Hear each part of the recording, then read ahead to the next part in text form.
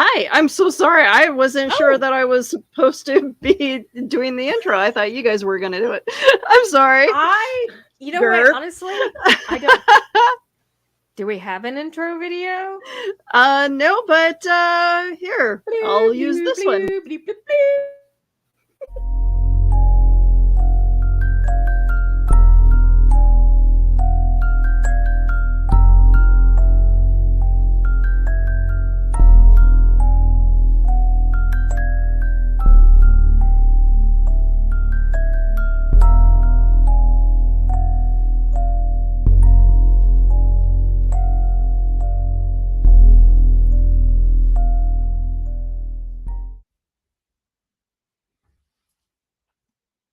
Hello, creepy crawlies. I feel like I'm a little bit late for this. I feel like we have basically just kind of nosedived off of the sofa and landed flat on our face right out of the gate. But honestly, that's okay because you know what? This is After Dark. This is Anything Goes. We are live and we are. Hey, Art! Hey, Art! Oh my God. Okay. I'm sorry. I didn't mean to do that. No, I am not wearing purple. Let's go ahead and bring in our co-host. I'm just like, I'm kind of chaotic She's tonight. the star of the show. You guys, No. There are no stars on this show. We are equal contributors. Always equal contributors. I have a story time. Oh, good. Good. Okay, I have a story time. That doesn't involve my child down here. So if my husband could come retrieve this child, somebody else please story time upstairs. Please. Oh, so okay. So while you're getting your child retrieved, I just want to basically say, last week, I do believe, was it last week that we had our lovely Moxie Rose on with us that I was absolute chaos, came in at the last moment. I'm muted. She's behind you. Oh, or I'm not muted. Someone was muted me. Oh God, this is going to be our show, isn't it? This is tonight. Y'all, it's After Dark. Anything goes. Like the show's going to be chaos no matter what happens. So. No, I totally get it. All right, so hello, I am DL Memphis. I have Willa Schuyler with me, Magda right below me, and Geeky Gothic Gamer Girl, the 4G. Oh my God, what am I doing? G4, Lauren, and we are here tonight to chat with everyone, and we have a interesting show. By the way, let's go ahead and start. Did you introduce Willow, or did I miss it? I did. Okay. I speak like I speak really fast. I talk really, really fast, and the more anxiety ridden and the more upbeat I feel. I'm not wearing purple. I totally understand that. Okay, so that was my story time, by the way. DL does not know how to purple. Not at all. Saying DL does not know how to purple. I have been to many a convention, both of us cosplay, and usually we're something creepy. We love the horror aesthetic. I was creepy. She was creepy. I was Oogie Boogie. I'm usually the loud, colorful one. I don't know. You probably can't tell that by looking at me. DL, if you pull up DL real quick, can we just get a good shot of her? She looks like she's in black and white. She's pale. She usually wears all black. Occasionally, there's pops of red. I've been red today. She is the gothiest goth ever. And at no. At the last Magda convention, is the most gothiest goth ever. That's true. Magda's like the Victorian goth where they talk and you just kind of want to melt. I just have to live vicariously through you guys because as much as I want to be goth, I just don't have the time or patience to do my hair and makeup. It's a lifetime commitment. So last convention, DL decides that she's going to go as Lily Munster. And so she's got the purple dress, she's got the hair done, she's got everything. And the whole time she's like, hey guys, what's going on? Hi, hey. And she's just like, I don't know what is wrong with me. I'm just bouncing. I'm usually not like this at a convention. And I'm like, DL, you're usually all in black and you're like silky and sultry. You're wearing purple. You don't know how to purple. That's what's wrong. And now it is a running gag Yes. DL Yes. does not know how to purple. I do not know how to purple. I really don't know how to purple. By the way, I just want to go ahead and throw out another shout out. I know that we've mentioned him. What is on your cup? What is on your cup? Let me see. It's Vegas. Oh, It's I'm just like Vegas. right in the camera. Sorry, but so I do want to shout out why we were there. We met the best guest ever, the best celebrity ever. Oh my We God. met Marty Grabstein. Grabstein? Please help me. Grabstein, thank you. I had it right. How does purple? Eli Cash wants to know, how does purple even work? You don't even understand. I am a bit It's- more of a purple personality, but still, I'm not even like purple. You know purple people. The purple people are like, what's your favorite color? And you look behind them and literally everything in their house is purple. Purple. Yeah. I associate that with the red hats.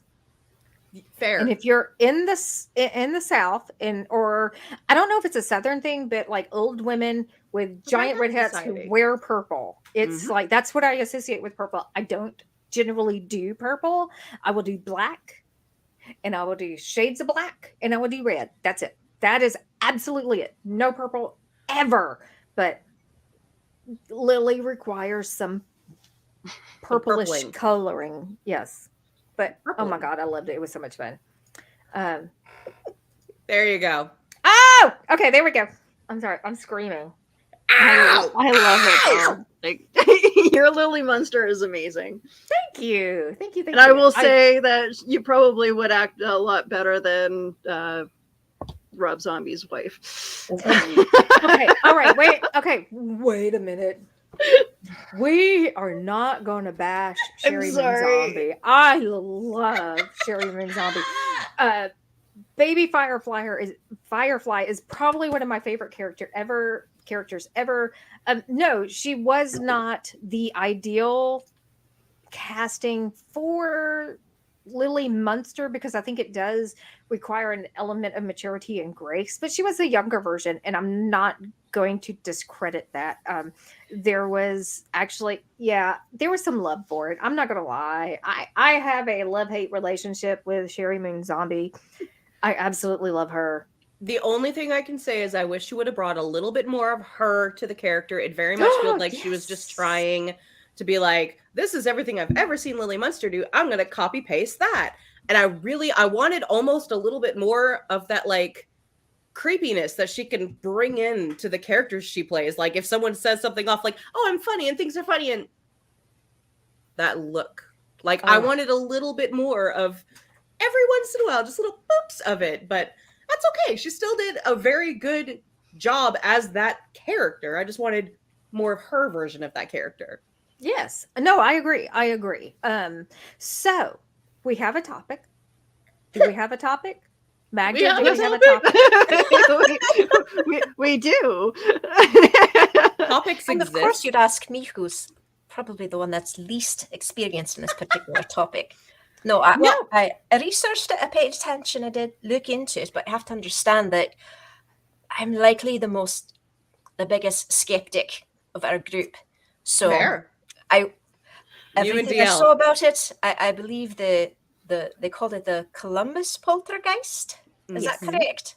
Columbus Poltergeist incident, yeah. So there we are with the young lady in question. No, I think I should leave this one to the three of you. I do have a little my bit comments of are going to be a bit offsides. So go at it, Lauren, if you wish. I have Actually- a little bit of an intro. Oh, sorry, I heard an Nope. actually. Go. Okay. So basically, I just wanted to say tonight we're going to be chatting about Tina Resch, who is the central figure in the Columbus Poltergeist case of 1984. She is also currently in prison following the 1992 death of her 3-year-old child, Amber. Lauren, go. That's what I got. Okay. Your turn. So Christina Boyer, which she eventually also has a name of, but she went by Tina at this point in time, was born on October 3rd, 1969, to a mother whose addiction to heroin moved her to give her up when she was 10 months old, leaving her at a hospital emergency room. She was eventually placed into foster care of John and Joan Resch, who officially adopted her, and she became Christina Resch when she was 2.5 years old.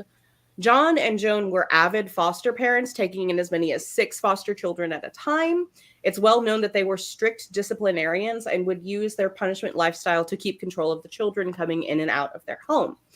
Because of this, Tina is said to have felt very ignored and alone throughout her childhood, the feeling significantly intensifying when her best friend suddenly died in a car wreck. At the age of 12, trigger alert for anyone who has any sort of SA issues, Tina claims that her foster brother began molesting her. She kept the information to herself for a time, but did eventually tell her adoptive parents, whose reactions are said to have been subpar. Here's a quote from Tina. "Finally, I did tell them, but they didn't believe me and slapped my face." Okay. So that is kind of the beginnings of Tina. That was last I left off at 12. At about 14 is when we start getting into the paranormal side of it. Okay.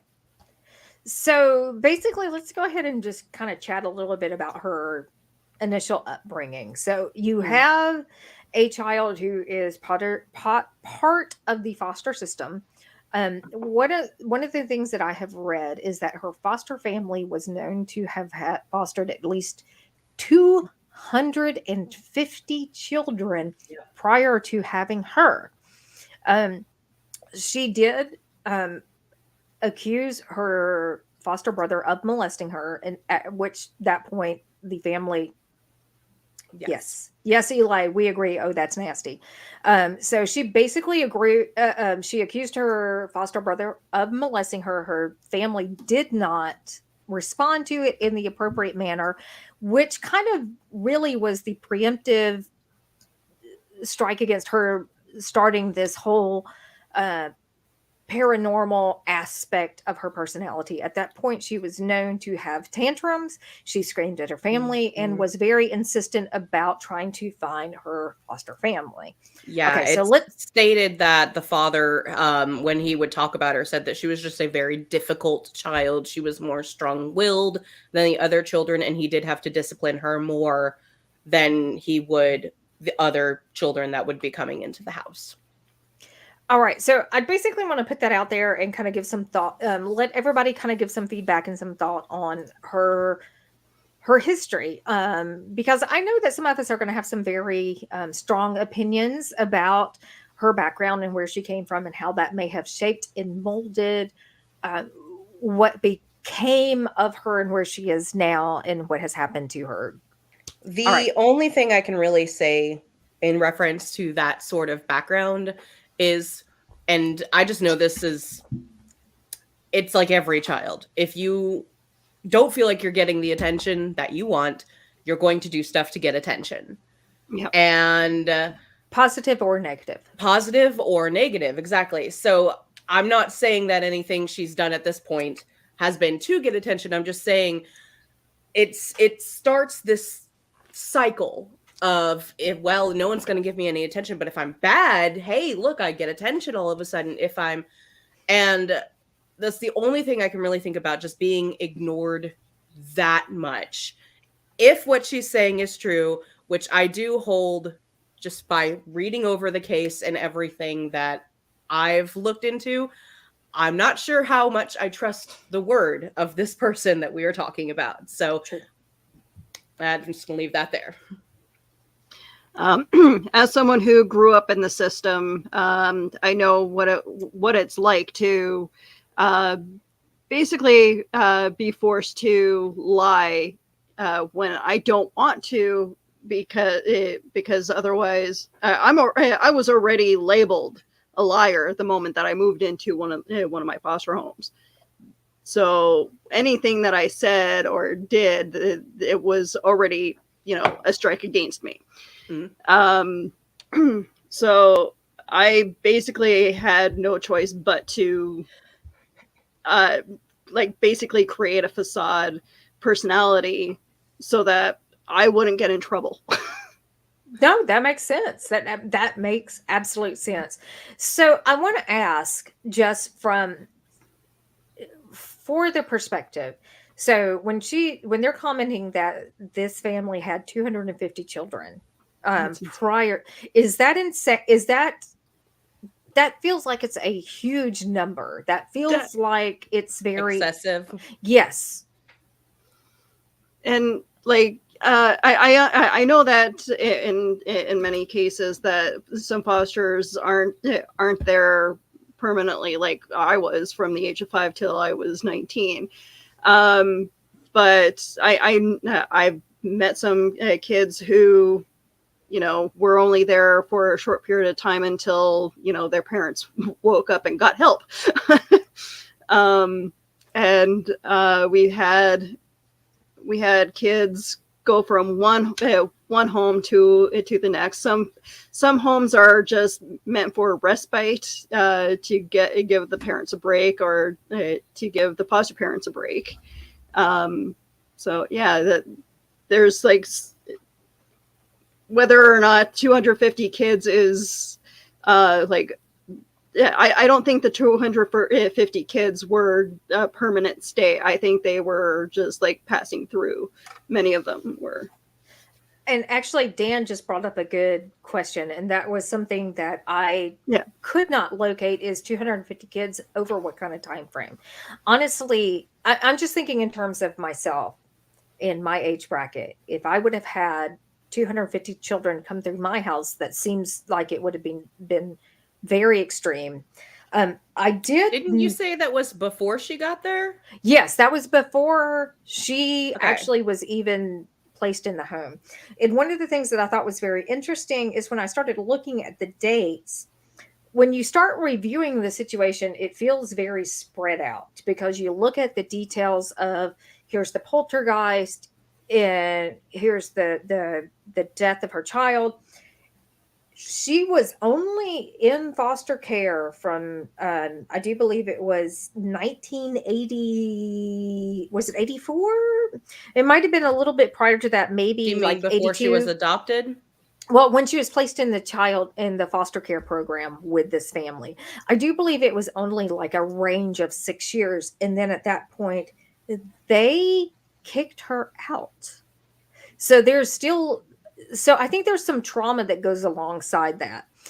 Mm-hmm. So I'm going to kind of skip over that, and we're going to kind of skirt that, unless anybody has any additional comment to add at this point. Go for it. Okay. So coinciding with the poltergeist. So the poltergeist itself seems to have started. Oh, wait. Okay. So Geek Gumshoe. So we've commented that we want his input on this. Imagining 250 kids over your entire lifetime, the time frame kind of seems insignificant. Yes, I will say yes, and I will say no. It depends on what your capacity is. But in your home, yes, I mean, it looks good on a resume if you're looking for parents to take in a child. Yeah, it looks great seeing 150 kids have gone through this foster home. But at the same time, how many were how many of these kids actually were raised in that home and not Exactly. just given up to other homes? Yeah. Well, and depending on how many children that you have in your home at one single time, I think that Lauren, you mentioned that they would have up to 6 children at a time. Mm-hmm. You have 2 parents that are overseeing 6 children, and I know that it's possible, but it does spread you very thin. And that 6 foster children, that was at the Yes. point where she was actually adopted. She didn't count as a foster child anymore. She was an adoptive child. I could not find any more about other children being adopted, because like the reports that it would talk about the brother, it would say a foster brother. So I don't know if there are any more adopted children, but that's 6 on top of her. She at that point would have been counted as a daughter. Yes. Okay, so in 1984, following the incident in which she accused her foster brother of molesting her, and was told that it was not happening, and was basically slapped. There was an abusive situation. There becomes a poltergeist type situation in which, bear with me, paranormal events start manifesting, and you have things such as so the family basically said that she started having tantrums. She started screaming at our family, and then paranormal events started happening. Things were flying around the room. Yeah, I think one of the first things it talked about was the clock radio started racing and turning it off and on. They unplugged it, and then it was still acting wonky. There's a whole lot more. I literally just put notes and just generally listed like blah, like all of this stuff. Yes. Well, and it appears that there were several witnesses to the situation as well. So you had an electrician that came in to investigate the situation. You had a police officer who came in and witnessed the situation, and they were scared saying and drew his weapon.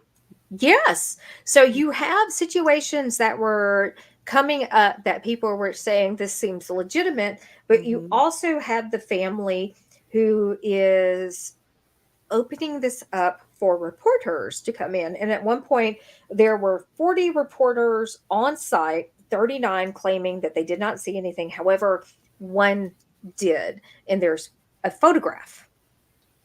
Am I going through this too fast, by the way? No. I just kind of want to go over a real quick, like all of the things that happened or were reported to have happened before the reporters jumped in. Yes, please.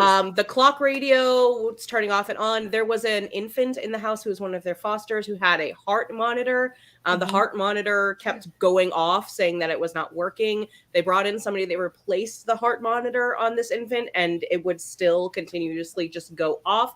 They have seen dark ghost spirits. Doors were slamming. All of the electricity was going off, as in like the switches themselves would move from what was reported. The faucets would turn off and on, and the furniture was moving throughout the house. Those are just the small amount of ones I decided to write down because the list was so long. I was like, you know what? That's way too much. Literally everything you can think of that a poltergeist would do, just put it on that list, and that is what was happening in the house. Yes. Lauren, I need to say this because I am in shock. Like, I tried looking up all this information, and you have more information than what I found. I researched way more than I probably should. When it comes to this stuff, DL too. Both of us have pages of notes. Thank you. Like, we have pages and pages of notes. Yes. They also called in a pastor before the reporters came to do a ritual blessing, and then there was another incident where apparently a knife was thrown at Tina, and also she got like pinned against the wall by a table, and also there was headaches and stomach aches, and then I believe they were all like, no, we're haunted. Reporters. Okay, so let's pull up a comment that was just recently made, and I do believe it was Geek Gumshoe. Reported by whom? Yes. Who?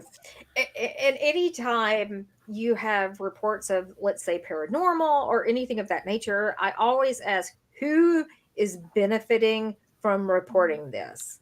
I just want to for funds, if you look up this case and you look up the Wikipedia of it, it literally says, Tina watched the movie The Exorcist, and then in the next couple weeks, this stuff started.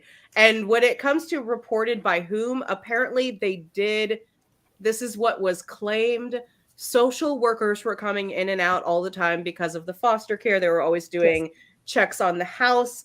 And actually in the photo, if there's, I don't know if you have the extended version of the photo, the infamous phone flying photo, but there's actually the couch over to the far side that the phone is flying towards. If you ever can find the extended version of that photo, there is a social worker sitting there who is actually cut out because they were unable to give any talk about it because they were there for work stuff and like legality things. They couldn't talk about it.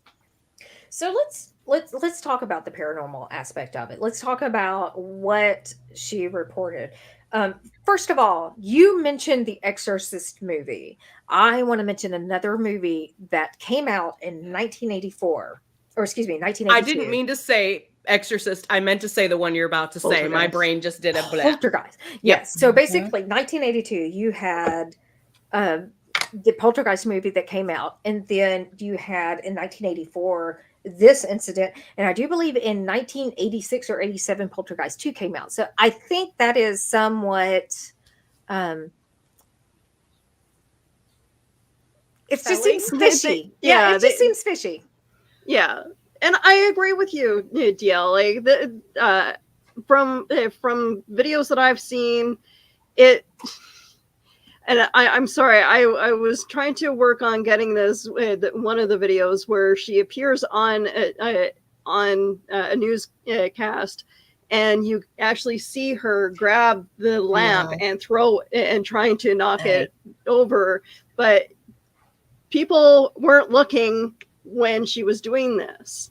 Yes. And yeah, and the newscaster actually looks to the camera after and just shakes his head. Oh my you gosh. mentioned the video footage. Do we have that we can play? I do have it. I can play it, but I for some reason I wasn't able to load it up. So I'm gonna have to do like a shared screen. We're fine. If you go for it, yeah, if you can. So while you're loading that up, I'm just going to comment here that so when the reporters came on the site, basically the family opened it up and allowed multiple reporters, and evidently there were 40 different reporters from different sources that showed up to report on this specific incident in this specific situation. I'm sorry. Sorry. Okay, so I don't have, and this is why I would be terrible on a jury, y'all. Don't ever put me on any sort of jury duty, because I'm going to go in there and I'm going to listen to things for like 5 seconds and be like, they're guilty. Just I don't like, y'all know career foster homes. Mm-hmm. This to me seems like a career foster home. They're in and out with the children, and they don't seem to treat, from reports that you can look up other kids who have been fostered in this house. They don't seem to treat the children very well. There's a lot of corporal punishment. So can you imagine like being this, we make money off the kids kind of family? This is just allegedly we make money off the kids kind of family. And then one of them all of a sudden is like, oh, I'm haunted. And so you're like, hey, y'all, come on in, reporters. And more money. Bring those reporters in. And then everyone's sitting there staring at this girl and nothing's happening. And so the mom's like, who wants a glass of brandy? Everyone look at me, do something. And so she ends up pulling that's just what I see in my head. That's probably not what happened, but I'm judgy. And I feel what I imagine. I feel that is the consensus with this story. And the foster parents who are there who will bring in any kid for the money is very common in the system, unfortunately. I had a couple of parents like that, so oh wow, okay. Yeah. And you know, that is one of those areas in which you want to be very careful in which you are addressing, because honestly, when you start dealing, because you do have foster parents who are in it for the correct reason. They're there for supporting the children, and you don't want to shed any type of negative light on the situation. However, this seems to be one of those unique situations, or maybe not unique situations, in which the family was utilizing fostering as a means of income. Mm-hmm. Yeah. I mean, I've thought about fostering before. I've had serious discussions with my husband. At the time, I had a very nice, cushy job. We had the financial means. We had the room. Mm-hmm. And I was like, you know what? I would love to help. Like, even if it's like, hey, with this, we don't know what to do with this kid for just this like couple days while this thing's being investigated. We really seriously looked into it, but it's I ended up COVID and everyone got laid off in the middle of COVID. That was very fun.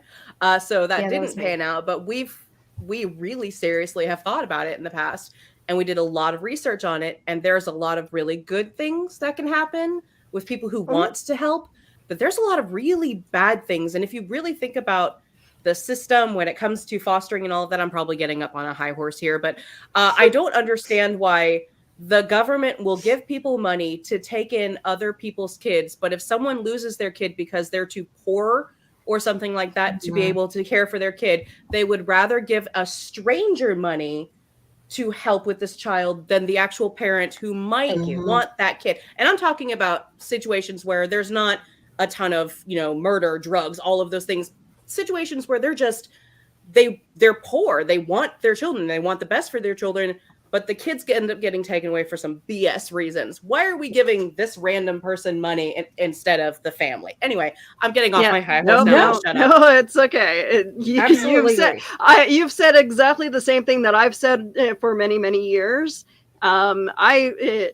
There's been so many stupid stories, especially in my city, of parents getting their kids taken away for various reasons. Look, I know that I was taken into foster care for a good reason, guys.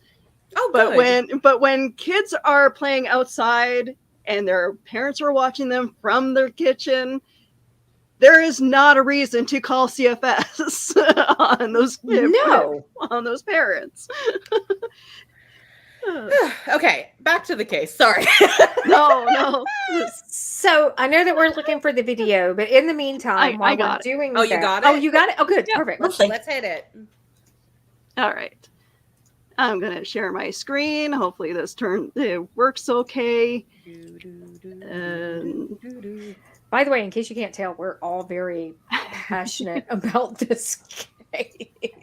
We started this case made me so mad. Even kidding. Can you guys see the screen? No.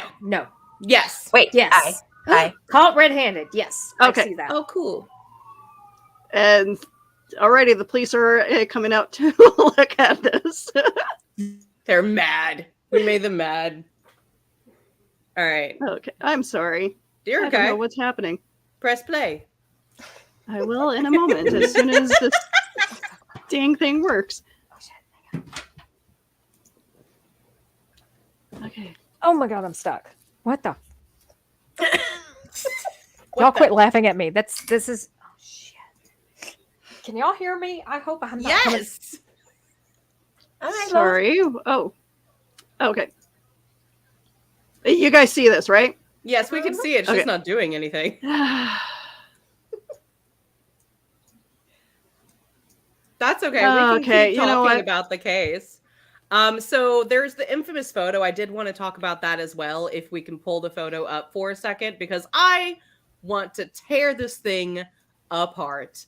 I know everyone's all like, oh, poltergeist activity. The 1 out of the 40 reporters caught it. No, that was the lamp one. This was a different occasion. How many phones do you need in one space? Can I just point out that she has the phone, and then the phone's flying that way with her hands faced in the direction that the phone is flying, kind of almost like she threw it.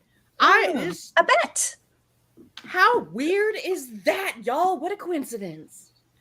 See, I watched a video from the Skeptical Inquirer that was speaking of this case, and the moment I heard the name James Randi getting involved, I thought, no, that's going to die fast then. So they were claiming the gentleman that took that exact photo first begins by saying that, the entity, it could sense that I had a camera. Right. And so as a result, it would have no activity while it was being watched. I thought, all right then.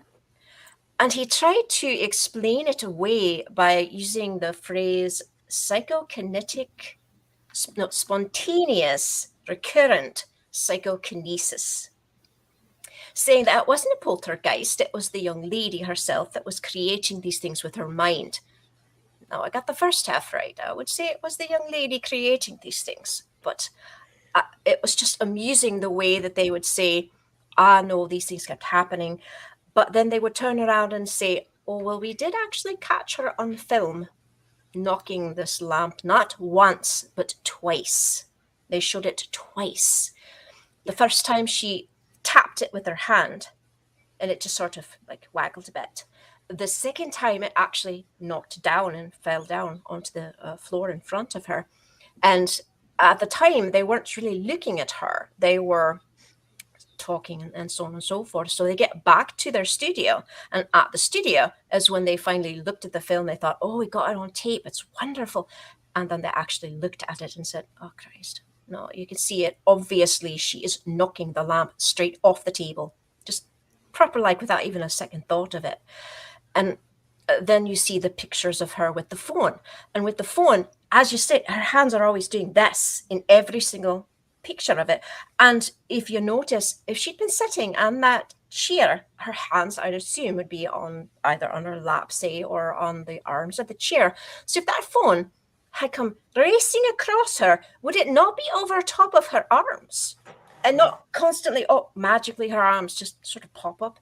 Yes. No. Yes. There was so much about it that just screamed that this was a young lady who was in desperate need of attention. She was in a bad situation. She was in a bad moment, in a bad life. And there comes a point where if someone calls you a monster enough times, you begin to think to yourself, well, maybe I should be. And if you're going to be a monster, you might as well go whole hog with this whole thing and just go supernatural with it. Be haunted. Be someone who's creating supernatural disturbances around you. Don't just be that girl that's stuck in the foster home. So it's sad. It is irritating and annoying to see this, but at the same time, it is so just tragic. And I didn't even think about the phone cord being under her arms. The thing that really caught my attention was if you're sitting down and something scares you, where do your hands go? Because I don't know about you, but mine, I go like up here or up to my mouth or something like that. I don't like, look at the thing that scared me, like I'm doing a dance move. I immediately cover my face. By the way, I am so sorry. I had to run away because my there were children asleep in my house and my dog was howling at said siren that was coming through the house. Everybody was like, shut the dog up, so my apologies. I had to run away very quickly. So there's something I do if I'm ever on so Geek Gumshoe says if I'm ever on trial, I want Magda to testify for me. Yes. She'll bewitch them with her voice. You could be the most guilty person in the world. She'd walk up and be like, well, it was a Tuesday morning when I decided I was going to, like, whenever you're looking up a recipe and then the recipe is like talking about the grandmother she does. It has nothing to do with the dang recipe, but she could just walk up and read something like that and the jury would be like, yeah, what? Yes. Whatever. Butter on a hot tortilla, I do believe is how she described her voice to me one time, which is absolutely true. So one of the things that I do want to point out, and it was a comment that Geek Gumshoe made that caught my attention and we discussed actually in depth, was when you look at the photograph, there are two phones in that photograph. Now we are talking about 1980, what was that, 1984 in which this happened. So both of the cords are corded phones. The one that she is using is an all-in-one, which basically does not have a base and a receiver. It is a singular unit. However, you would grab that off the wall though. Something like that. And all-in-one, I don't feel like you would. I feel like you do have a base unit on the wall, but the piece that she was using was designed to be set it down, pick it up. It was so everything was off-on ones. Yes, but the one thing that really caught my attention that we discussed at length was the fact that there are two corded phones. This is 1982. You're talking about a singular phone jack. Most singular phone jacks are only going to have one outlet, one singular outlet. And as I recall, during the 80s, the families that had multiple phones were considered to be rich families. And looking at what we know about her family, looking at what we know the income was, and looking at the house itself, and you don't want to be that person that you're picking things, but yes, that we are not assuming that she is from a wealthy family that would have multiple phone lines. I still have my cord it's a relic phone. No, honestly, landlines. I mean, landlines are few and far between. But think about it when you're looking at when you're looking at your own landline. How many outlets do you have that are designated to a phone line? How many phone lines do you have? I think it's very unusual and very telltale that you have two phones propped up in the exact same spot. You're not talking about families that would be, I'm on my phone here and he's on his phone, or we're on separate phone lines here. There's absolutely no reason to have those two phones together other than she is utilizing one because it is easier to toss across her and pick up and flick versus the one that's on the base. Can I say Because, something? yeah, I'm sorry, go. Sorry, you have a good point, because you guys can hear me taking my phone off the off Yes. the Loud. Okay, so yeah, good point. I have a random okay, so pull up the photo for me real quick. This is just for our younger audience, if we have an audience. All right, We have guys. a little bit. Yeah. I know that people tell you that the 80s was neon and everything was bright and colorful. This is the 80s. Everything was brown and covered in wood panel for no reason. That is what the 80s looked like. Unless it was like Taco Bell. This is early that's 80s. Yeah, this is early 80s. This is pre 1985, in my opinion. I think that is still like furnishings left over from the 70s, though. Like, I don't know about y'all. All right, so sound off in the comments, y'all. If you were around in the 80s, was your 80s more neon, or was your 80s just covered in brown everything? So, like, y'all let us know. Maybe I'm wrong. And I think everybody had the same kind of furniture too, like the brownish flower pattern furniture. Yeah, and everyone had that same alarm clock and the same VHS holder, but that was probably more like the 90s. But still, it was the same items. Even in the video when I was watching, where they were talking about, in this case, the alarm clock started going backwards and the numbers were messing up. They pulled up that old brown alarm clock with the red General letter. Electric little, yes, the one cream that colored, natural colored. Yes, that alarm clock is what they used in the photo to talk about her alarm clock going weird in this case. Well, look, I want to comment on something, because the crocheted Afghans that are on. Magda is making a face. By the way, there are two crocheted chevron Afghans in that photo. There is a multicolored brown and orange, and then over by the door, there's another brown one. By the way, I love these things. My mother made these. My mother was one of those people who crocheted. I have a purple one, and then I actually have a vintage one that is autumn coloring, and it's gorgeous. I love it so much. But that's early 70s, early 80s. I mean, that's late 70s, early 80s at the best. I'm so glad you love it. I hate it so much. I crochet too. I am a crocheter, and I see those old brown and green and mud, and I see this. Oh God, you're haunting me with it. I own one. I own that's up in the closet. If somebody in my house would bring me mine, I would greatly appreciate it. Same. At least if someone one in the house could bring me mine, that would be wonderful. Okay. We need to continue on with this case. We're getting so sidetracked. Oh my God. That's I'm just going to say I love fault. those. Sorry. No. I'm going to say I love those so much, just because there's so much work that's put into them. I know how long it actually takes to make one. Okay. So we have basically seen the photo. We know that there were 40 different reporters there. And so one of the things that I wanted to comment is that you have, bear with me, I am looking down at my phone because I'm looking at my notes. I don't know a comfortable way to do this. So there were multiple reporters there. There were, so somebody from the psych ops team, known as the Amazing Randy, who was part of the Skeptical Inquirer, offered the family $10,000 for any proof of paranormal activity. And so basically they were looking for money for, although they were saying, no, we don't want to do that, they were still in that process. So Randy went to different sources that were there looking for photographs from the and newspapers. Of the yes. 40 different people, they went to those 40 different newspapers where those people worked and tried to get in touch with them. So he did obtain contact sheets, and the contact sheets, as he said, and as multiple reporters stated, suggested that this was a completely hoaxed incident. And Tina herself stated that she threw the phone.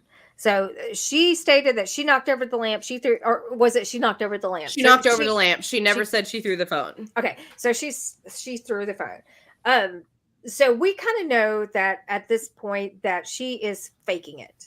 Now, one of the things that I want to go ahead and move on to is in 1986, Tina was kicked out of the family home. She became pregnant and decided that she was, from what I could tell from the reports, she was trying to get away from the family. She had a child. And so she was 19 at the time? I do believe so. Yeah. So where we are now in this case is that Tina has basically been in prison since 1992 for the death of her 3-year-old child. And there are a lot of people who are coming out and supporting her, saying that no, she did not do that. But there is so much evidence surrounding this case that leads me to believe that she did. So now you have not only this person who is involved with this poltergeist, which a lot of people look at and feel was a hoax. There's a lot of people who look at it and feel that it was not. There are people in the paranormal community who are diehard about whatever it is that happens in their community. We've run into that with, I do believe, not Goat Man, but Dog Man in Kentucky, where Geek Gumshoe has been kind of beat up on because he said there's no real evidence. So you kind of have the same situation where I feel like you have people that are going, oh, this is true. Then you have some that are going, there's no evidence. And there's a lot of evidence to the contrary. Let's go a little bit more into depth. We just kind of like jumped from she's a kid to she has a kid. Yes. In between that time, she got kicked out of the house. She did get married at one point. He was apparently very abusive. There was a lot of was that Darren? I believe so. And that was the first husband. And there was a lot of abuse going on. There was a lot of SA and things like that. She did eventually, I believe, get away from him. She ended up with a new boyfriend. And, what is this new boyfriend's name? David? I believe it is David. And David is the one who she dated during the time where her daughter died. He was also imprisoned for this murder. Now, what happened with this at this point, she is 3. Yeah, it is just past, like, I think the last known photo of her is from Christmas, where she's dancing around the Christmas tree in, I think she's wearing like a little tutu. That's one of the last known photos of this child while she is still alive. There's the photo right there. She looks so incredibly adorable and happy and just filled with life. And not too long after this, she will have been, and I apologize for anyone who is sensitive to this, I am not going to hold back anything here. She will have been beaten to death. The mother was working with one of the scientists who was writing a book about her paranormal experiences. You know, those very, very significant, real paranormal experiences. And so the mother was leaving her daughter with her boyfriend, who also had a daughter at the time. And she was leaving her with them in the day while she would go and work. I think it was like $5 an hour. She was transcribing stuff. She was working with this person who was writing a book on all of this kind of stuff. And yes. Actually, can I interrupt? So the person that she was working with is Dr. Bear with me, I'm going back for my notes, was William Roll, who was Duke University paranormal researcher. And he was associated with her during the time of the poltergeist. So this is something that has kind of carried, although it was kind of disproven. He was the one person who remained true to this is an accurate case, but I feel like this was more for maybe his research and his support of his program. Okay, go. Sorry. No, thank you for correcting me on that. No. Yes, no, go for it. Correct me. I like it. Anyway, so she is leaving her daughter with this boyfriend and his daughter, and she comes home one day and she has something is wrong, and she's like, what is wrong with my daughter? It's like, oh, well, she what was the first one? I'm pulling from my notes here. Fell off the sidewalk curb after she jumped out of the car and went running down the sidewalk, and she fell and hit her head on the curb. So she had a big knot on her head. Okay, that stuff happens. So she leaves her daughter with this guy again the next day, and the next day she comes back and her daughter's face is completely swollen, and there are lesions or abrasions. Oh my God, words. Across her face, and she's like, oh my God, what happened? Oh, well, she went running out the door and fell down the steps and landed on the concrete or in the gravel and smashed her face all up. And she yelled at him about leaving the door unlocked. You know, my daughter's rambunctious. You know, she's really extra energy. She's not like your daughter, blah, blah, blah. So that's day 2 in a row. Day 3 comes, and I don't even remember what the dang story was. At this point, I didn't even care what the dang story was. No. And I am being a judgy butt here, but why the hell are you leaving your child with a guy who every single time you leave your child with this person, they come back injured? I pulled my child out of a daycare because my kid came back with like too much butt rash. Okay. I'm probably being way too judgy on this, but no, but this is the exact same kind of same feeling that I had with Casey Anthony. Like, yeah. Okay, Casey Anthony is a whole fun other story, especially with her new little series that's come out on the. Oh my God, guys, I'm so much the victim. Yeah, no, I can go into like a 2-hour rant on Casey Anthony. Yeah. So you have the situation where you have, I do believe his name is David Heron or Darren Heron, who is her boyfriend, David. David Heron. Thank you. David Heron, yeah. And he was being left with the child, but he also was reporting back to the police after the death of the child that Tina was actively beating her child. And you have you have reports on both sides. You do have her claiming to be coerced into a confession, which is the Alfred plea. There are multiple complaints to her, and I do believe they're from him specifically to child services that Tina was abusing her child. So you have a situation where you have what I feel is more of a fame-seeking woman who is working with an author to create a story and a narrative about her past life and the supernatural aspect of it, which got her notoriety. And she has this child, and she's leaving this child at home with somebody who is actively abusing them.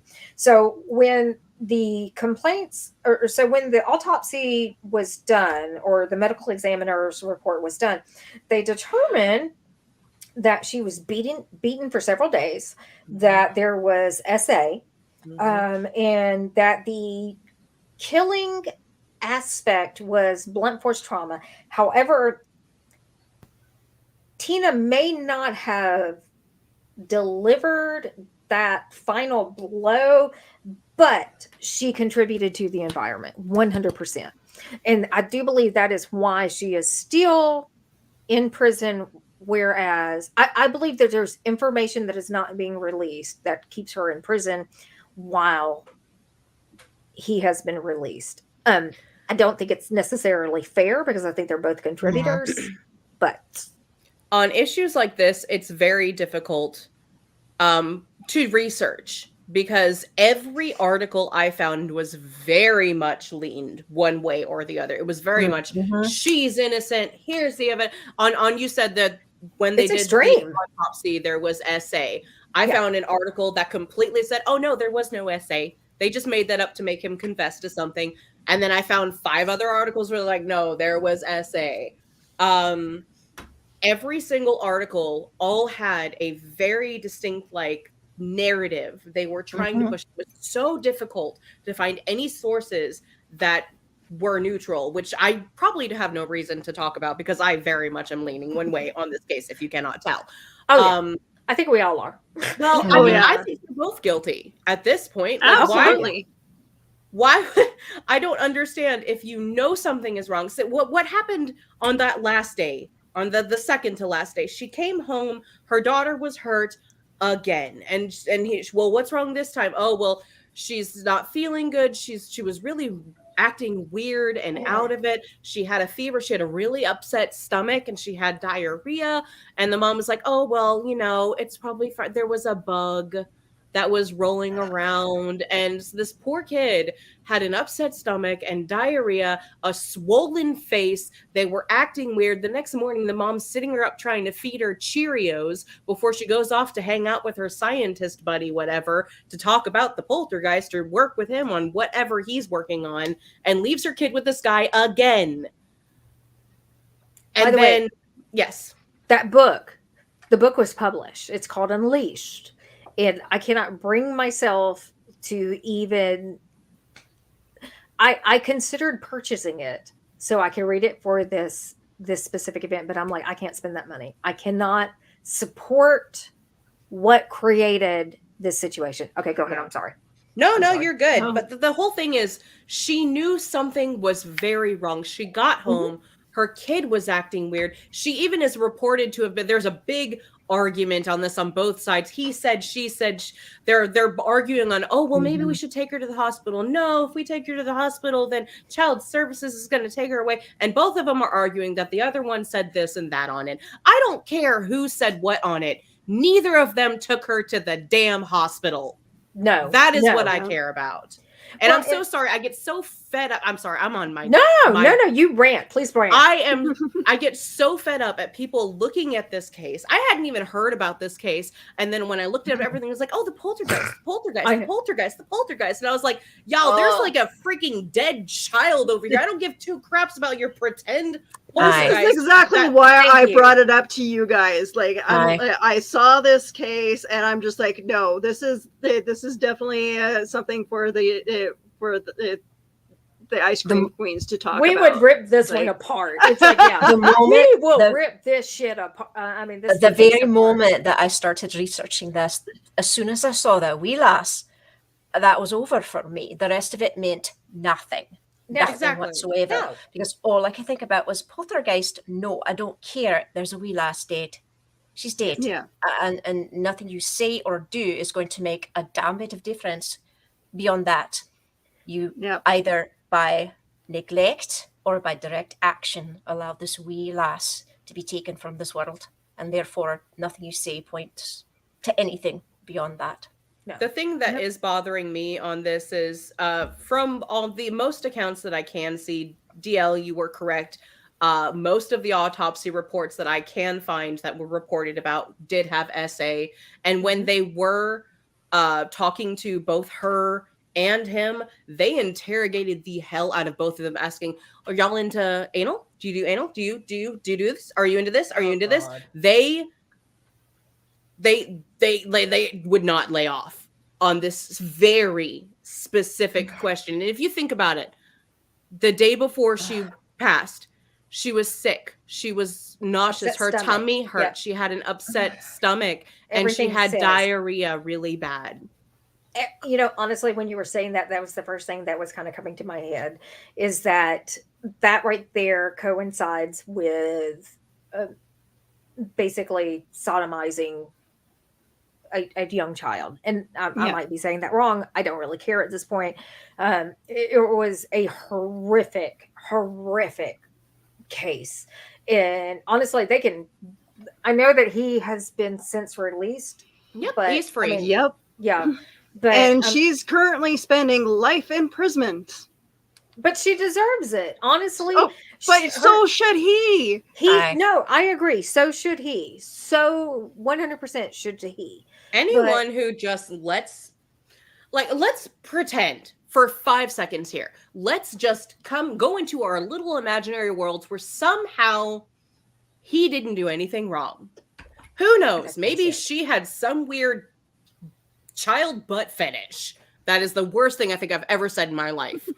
I don't like those words coming out of your I mouth. don't either, but let's just pretend that for 2 seconds, he did nothing wrong other than sit back and, by his reports, see her physically beat this child and know that something was wrong with this child, and he did not call the police or take her to the emergency room when he literally saw her dying. Thank you. Honestly, he contributed to the environment. Whether he participated or not, whatever the situation may be, he contributed to the environment that killed a 3-year-old child. And you cannot tell me that he was not involved. A person who is living in a household that is seeing that would leave in a heartbeat, because they would be absolutely mortified. And I believe that in the very depths of my soul. If you were in a household in which a child was being abused, and you know that it is wrong, you cannot sit there and watch that. I feel like he may have reported that, and that may have been some of his, quote, saving grace that got him 20 years versus life in prison. But I feel there is so much about this case and about her that we do not know. You know what? I actually didn't think about that. I can take a little bit of my rant back on that. If he did report her, which I didn't see a record of, but it sounds like you may have. If he did report her and he was trying to do something from the other side, I do see why he could maybe potentially be out now. But that's only if he never touched that child, which I don't believe he did. I mean, we'll never know, but there's so many reports of SA. I cannot believe, because the whole birds of a feather. Mm-hmm. Yep. Okay. We're getting the ticker. Yeah, that's fine. That's them telling us to shut up. I'm not going to shut up though. No, what you were saying. Sorry, no, you're on the case still. I'm jumping off on something else. Go for it. This case is definitely interesting in so many aspects, where there's so many different elements to it. Like, there's an unsolved mystery episode. There is, yeah. And the episode came out almost right around the time where she got arrested for murdering her child. So, I actually stayed away from watching that episode because I had a feeling most people were going to get their information from that specific episode. So I was avoiding it and trying to find other information so I could have more. No, because I feel like I did not watch the Unsolved Mysteries episode either. I looked for it, but I did not see it. So I actually did not watch it. But that actually led me to look for other information, look for other videos, look for other documents associated with the case. There is a Facebook group dedicated to her innocence in this, which, by the way, kind of disgusts me, but it makes me question a little bit about what is out there that is making people. I'm like, is this something that was generated by her family saying that or not her family, but people that are close to her saying that she was innocent? But I mean, everything that I have seen, I'm just I'm disgusted with it. She has a website. And with YouTube videos of her talking about all her life and the case of the murder of her child, in a documentary style, making a murder, where they actually make her look like she's the innocent party. And it's just. Was that website the ChristinaBoyer.org? Just curious. Yeah. I pulled that one up and I was reading it and I was like, man, this is really one-sided. But that's the one that actually I do believe had a lot of the actual court It did. documents. And Yep. if you go in and you read those court documents and you start paying attention to them, also it helps that I live in a household with a former law enforcement person to actually kind of decipher some of what that was. So when I was looking at it, there was a lot of questions that I had that I'm like, okay, what does this actually mean in everyday layman's terms? Because you read it, you see it, you think you know what it means, but sometimes it comes across very different. So I mean, I did have that was assisting me, but oh my God, this is probably one of the most disgusting cases that I've seen in a long time. I have to say, Willow, thank you for pushing us on this one. Oh my God. I didn't think I was going to think. I was really annoyed at this dang case. Like, you suggested this case, and I was like, okay, Poltergeist, let's do this thing. Because I am a believer on the Poltergeist and stuff, but I watched one, like, I don't even know, YouTube video about it, and I was like, man, this is such BS. And then the more I got into it, the more passionate I got about this case. Cases that involve children, I have 3. So cases that involve children are hard, and they're very difficult. And yes, I see the ticker. I know we're supposed to get off the air soon. I know, I'm being told we need to shut it down. Thanks, but this is why I brought it up to you guys as an After Dark episode, because like we're not going to be able to keep our feelings in check. Oh God, no! On an episode like this is all right. So let me just go ahead and hi. If you've been listening to this episode, this is 100% not scientifical fact. This is based on our feelings and very much not within any sort of legal system or any of that. This is all just us talking from our heart. So, by the way, allegedly. Okay. So, I don't know if y'all's notes looked anything like this. Oh my God. My notes were insane. I literally on one of my, I think I started taking notes. Hang on, I'm trying to find it now because, oh my gosh, it was so hilarious. I have the last line I wrote. Headaches and stomach aches, activity would stop in front of cameras, blah, blah, blah. Literally every single thing someone could think of to sound like a poltergeist. That was my last note. She had the format laid out for her in the form of a movie, you know. If I had heard a few things that weren't in the movie, I might have bought it a little more. The whole like, oh, there's weird smells, or there's plasma, or if there were things that were reported that weren't literally like, hey guys, here's the cookie cutout version of what a poltergeist is, I might have been like, okay, I'm gonna look into this a little harder. But it's literally like, you know, when you're a kid and you're at the sleepover and you got the Ouija board going and everyone's like freaking each other out, and all of a sudden every noise is, that's ghost. That's what this felt like. Yes. But in a mass hysteria on a smaller version at a household, kind of like the Salem witch trials. Everyone had this mass hysteria. Everyone, or the what was the 1980s? The devil, satanic panic. Yeah, it felt like that. And maybe she got the parents to believe it. Maybe they really thought something was going on. I don't know. Maybe they just wanted the money. Yeah. No. Well, no. Honestly, if I remember correct, it's been a few years, but I do believe that Poltergeist was a pretty popular movie.